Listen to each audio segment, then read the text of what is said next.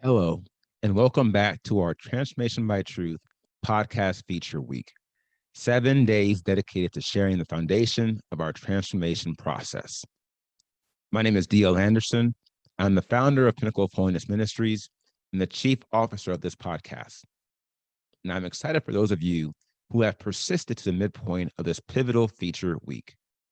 No doubt we have covered a great deal of truth in the past 3 days, and we have even more to share from now, beginning with today's lesson. Now, if you're ready, we're going to continue with the deep dive we started with the most recent podcast. Let's get started. Now, first of all, I want to remind everyone that this podcast has been created by the good people of Pinnacle of Holiness Ministries, a ministry dedicated to revealing the legendary path known as the Way of Holiness. Now, Isaiah 35:8 reveals, "And the highway shall be there, and it shall be called the Way of Holiness." And as you will see in today's lesson, this legendary path is the only path where you will find dominion, authority, and power. And seeing as the children of Elohim have been called to operate in these crucial facets of his will, we have another piece of evidence proving there is no salvation outside the way of holiness. Thus we stay. Now, without further ado, I want to commence our feature presentation, an intro to Pinnacle of Holiness Ministries and our Transformation by Truth podcast, day 4.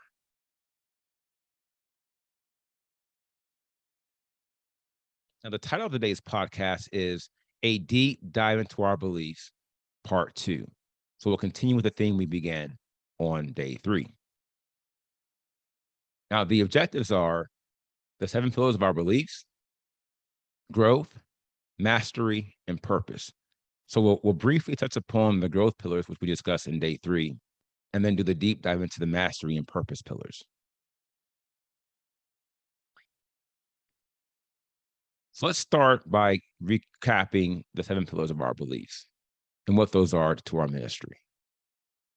Now, our beliefs are founded upon 7 pillars.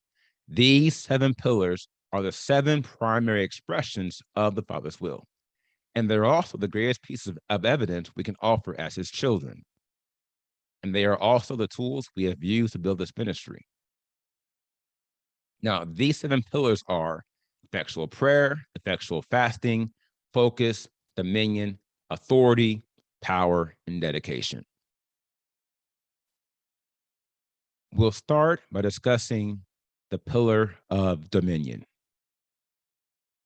Now, Genesis 1:27 reads, "And Elohim created the man in his image.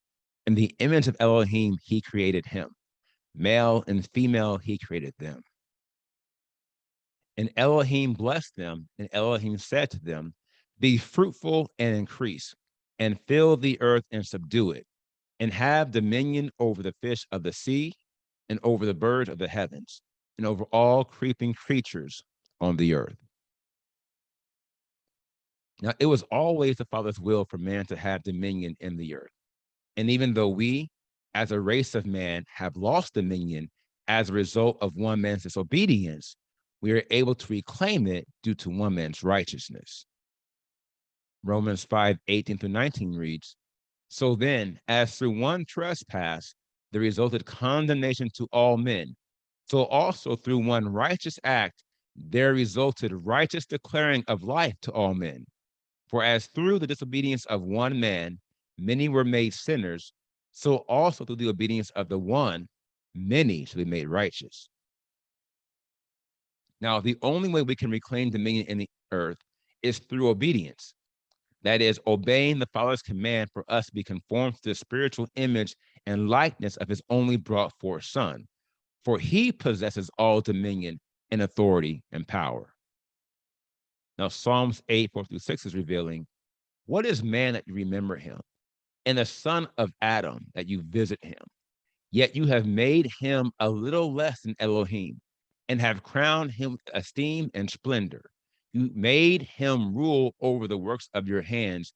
You have put all under his feet." Ephesians 1:15-17 is revealing, "For this reason I too, having heard of your belief in the Master Yahushua and your love for all the set apart ones, do not cease giving thanks for you, making mention of you in my prayers, that the Elohim of our Master Yahushua Messiah, the Father of esteem, will give you a spirit of wisdom and revelation in the knowledge of him.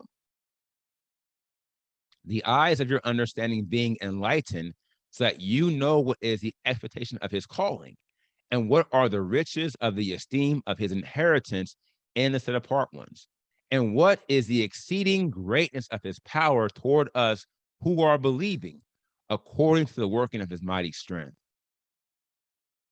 which he wrought in the Messiah when he raised him from the dead and seated him at his right hand in the heavenlies, far above all principality and authority and power and dominion, and every name that is named, not only in this age, but also in that which is to come. And he put all under his feet and gave him to be head over all, to the assembly, which is his body, the completeness of him who fills all in all. Now, Ephesians 2:4-5 is revealing, but Elohim, who is rich in mercy because of his great love with which he loved us, even when we were dead in trespasses, made us alive together with Messiah. By favor you have been saved, and raised us up together and made us sit together in the heavenlies in Messiah Yahushua, in order to show in the coming ages the exceeding riches of his favor and kindness toward us in Messiah Yahushua. Now, it's impossible to be seated together in the heavenlies in Yahushua Messiah, the one who possesses all dominion, and at the same time possess no dominion yourself. Now, let's define dominion. Dominion is ascendant sovereignty validated by one's ability to rule without legitimate dispute. It's a spiritual jurisdiction assigned to one who is operating at the highest levels of authority, power, effectual prayer, effectual fasting, focus, and dedication to the Father's will.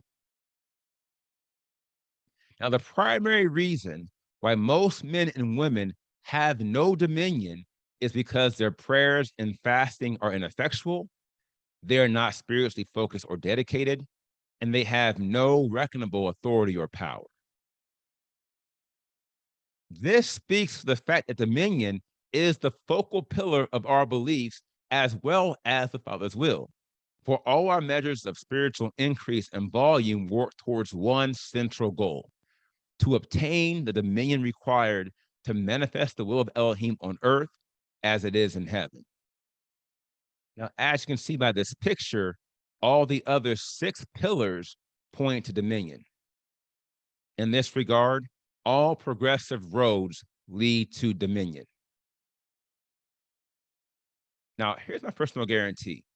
If you follow our teaching and training, you will soon be operating at a transcendent level of dominion, being seated in the heavenlies with Yahushua Messiah and with us. You will have dominion over sickness and diseases, finances, relationships, every weapon formed against you, and all things in heaven and all things on the earth. Let's now move to discuss authority.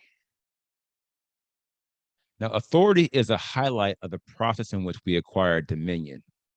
Ergo, it's impossible to possess dominion if you have no authority, specifically as it pertains to the forces of darkness, which pilfered man's dominion in the leading days of this age. Now, here's a question. How do you acquire the authority required to gain access to the dominion within the kingdom of heaven? The answer: you must consistently increase your levels of righteousness by walking in obedient faith to the Father's will, following the steps of our Master. Now, Proverbs 29:2 is revealing, when the righteous are in authority, the people rejoice, but when a wrong one rules, the people sigh. Now, the Hebrew word for authority is to increase. Thus, authority is acquired by spiritual increase. For spiritual increase translates into greater spiritual volume, which results in dominion.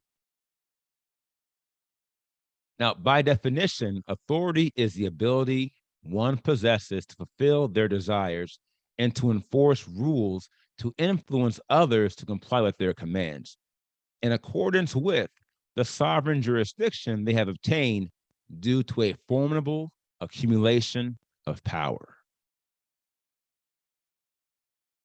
Now, without controversy, Yahushua Messiah is the most powerful man to ever walk this earth, which is why he was able to act and speak with terrific measures of authority.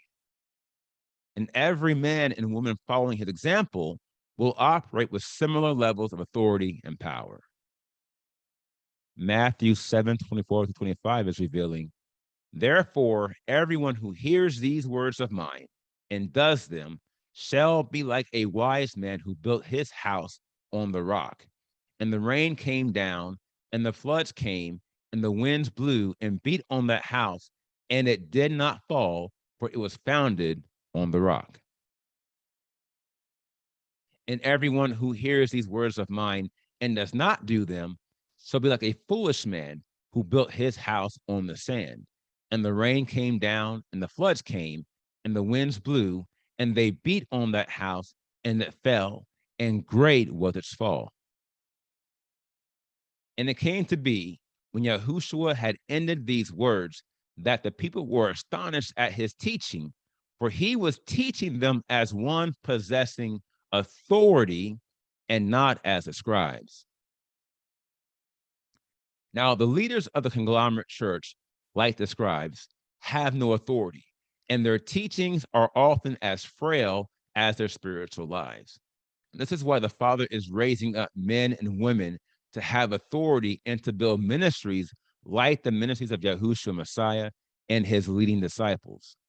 Now, Mark 1:23-24 is revealing, and there was a man in the congregation with an unclean spirit, and he cried out, saying, Ha!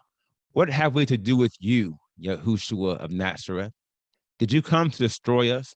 I know who you are, the set apart one of Elohim. And Yahushua rebuked him, saying, Be silenced and come out of him.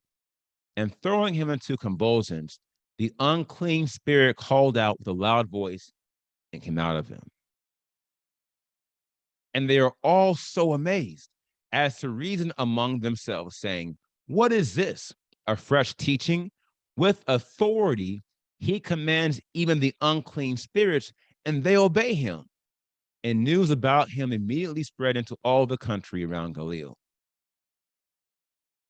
Now, of all the manifestations of spiritual and physical increase associated with authority, the most prominent, substantive, dynamic, and essential increase is in power. Ergo, where there is no power, there can be no authority. Acts 19:11-12 reads, and Elohim worked unusual miracles through the hands of Shaul, so that even handkerchiefs or aprons were brought from his body to the sick, and the diseases left them, and the wicked spirits went out of them. But certain roving Yehudi exorcists took it upon themselves to call the name of the Master Yahushua over those who had wicked spirits, saying, We exorcise you by Yahushua, whom Shaul proclaims. And there were 7 sons of a certain Skeuah, a Yehudi chief priest, who were doing this. And the wicked spirit answering said, Yahushua, I know, and Shaul, I know, but who are you? And the man in whom the wicked spirit was leaped on them, overpowered them, and prevailed against them, so that they fled out of that house naked and wounded. And this became known to all, both Yehudim and Greeks dwelling in Ephesus. And fear fell on them all, and the name of the Master Yahushua was made great. Now, the reason the church circuit is filled with sickness and suffering is because their leaders, like the 7 sons of Skeuah, do not have the authority to command the agents of darkness afflicting them. Thus, their prayers and fasting are ineffectual, for they have not accumulated the power required to operate with authority. As you can see the graphic here, power leads to authority, authority leads to dominion. And the graphic here shows you that power is not just the source of authority and dominion, it is also the foundation of effectual prayer, fasting, and focus. That being said, let's move on now to discuss power. Now, John 1, 9 through 11 is revealing, he was the true light, which enlightens every man coming into the world. He was in the world, and the world came to be through him, and the world did not know him. He came to his own, and his own did not receive him. But as many as received him, to them he gave the power to become children of Elohim, to those believing in his name, who were born not of blood, nor of the desire of flesh, nor the desire of man, but of Elohim. Now, only those believing in the name of Yahushua Messiah have power, for it is Messiah who gives the power, and salvation is in his name. And if you have time, I would ask you to take your Bibles and read Acts 3, 1 through 16, and Acts 4, 5 through 12 as a reference. Now, by definition, power is a combination of the strength and capacity required to execute any great work by the set-apart spirit, a force with many diverse faculties which provide men and women with the ability to do all things through Messiah and in accordance with the Father's will. Now, Philippians 4:13 is revealing, I have strength to do all through Messiah who empowers me. Now, here's a question. When do you receive the power to do all things in accordance with the Father's will? The answer, when you receive the set-apart spirit. For all power afforded to man comes via the spirit, which bears the name of Yahushua Messiah. John 14:26 reveals, but the helper, the set-apart spirit, whom the Father shall send in my name, he shall teach you all and remind you of all that I said to you. Acts 1:8, you shall receive power when the set-apart spirit has come upon you, and you shall be my witnesses. Now, it's impossible to be a witness of Yahushua Messiah and possess no power. For a witness is a testament and an example of the object of their testimony. Thus, how can anyone be an example of the most powerful man to ever live and yet possess no power? It's not possible, for it's like being called to provide a witness testimony to a crime you did not see concerning a defendant you do not know. In like manner, many so-called believers claim to be disciples of a man they have not seen and do not know. Now, here's the next question. When does an individual begin utilizing the powers of the set-apart spirit? The answer, the powers of the spirit are manifested as we walk in obedient faith to the Father's will.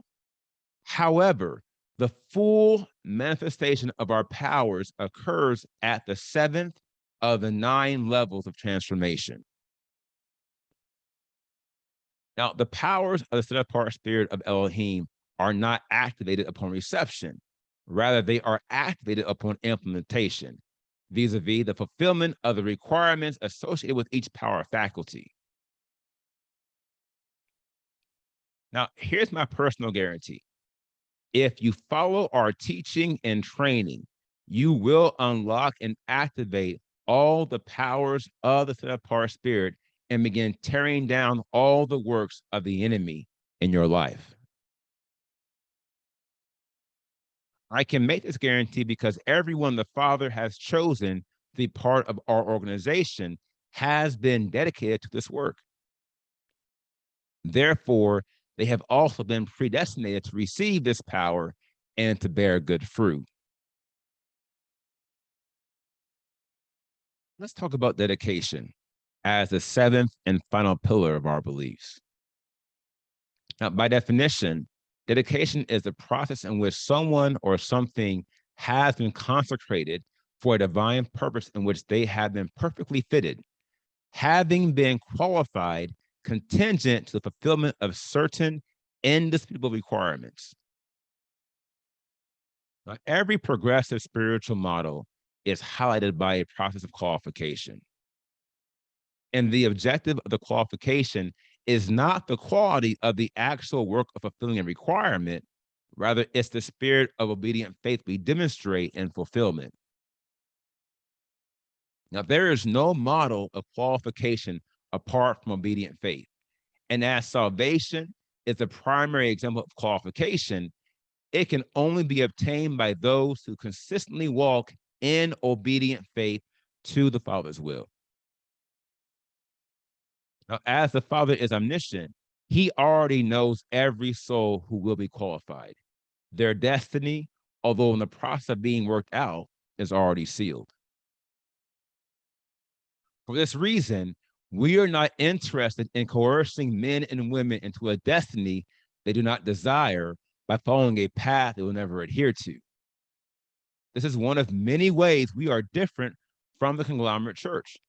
We are not trying to speak to everybody, for we have a clear understanding of who our target audience is.